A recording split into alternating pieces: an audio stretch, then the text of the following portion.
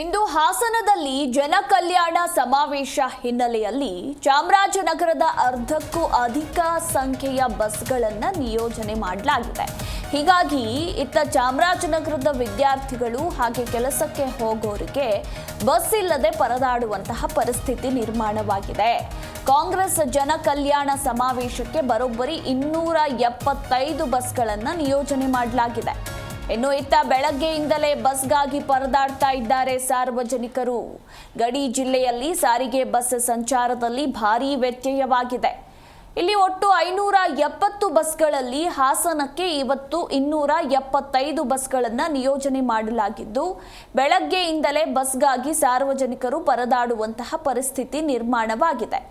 ವಿದ್ಯಾರ್ಥಿಗಳು ಬೆಳ್ಳಂಬೆಳಗ್ಗೆ ಸ್ಕೂಲು ಕಾಲೇಜ್ಗೆ ಹೋಗುವಂತಹ ವಿದ್ಯಾರ್ಥಿಗಳಿರ್ತಾರೆ, ಹಾಗೆ ಕೆಲಸಕ್ಕೆ ಹೋಗುವಂತಹ ನೌಕರರು, ದಿನನಿತ್ಯ ಕೆಲಸ ಕಾರ್ಯಗಳಿಗೆ ಓಡಾಡುವಂತಹ ಸಾರ್ವಜನಿಕರಿಗೆ ಈಗ ಈ ಒಂದು ಸಮಾವೇಶದ ಬಿಸಿ ತಟ್ಟಿದೆ.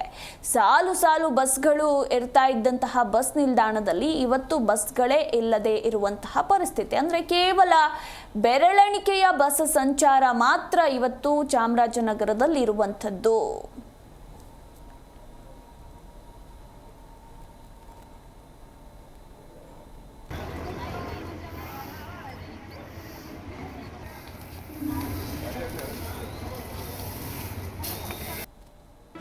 ಜಿ ಕನ್ನಡ ನ್ಯೂಸ್ ಈಗ ನಿಮ್ಮ ಮನೆಯಲ್ಲೇ ನೋಡಿ.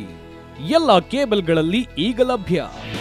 ನಿಮ್ಮ ನೆಚ್ಚಿನ ಜಿ ಕನ್ನಡ ನ್ಯೂಸ್ ಈಗ ಸನ್ ಡೈರೆಕ್ಟ್ ನಲ್ಲಿ number 292, Tata play number 1664, Jio TV number 1334, NXT digital number 30, in cable number 30, city networks 51, U digital number 162, GTPL number 17, Rockline telecommunications number 42, Shri Basaveshwara cable number 168, rural cable network 60, Vinayaka digital 57, Abhishek cable 821, city channel 53, Siddeshwara cable network 57, V4 digital Infotech 628, Surya digital networks 53, Gajanan digital number 836, Malnad infotech private limited number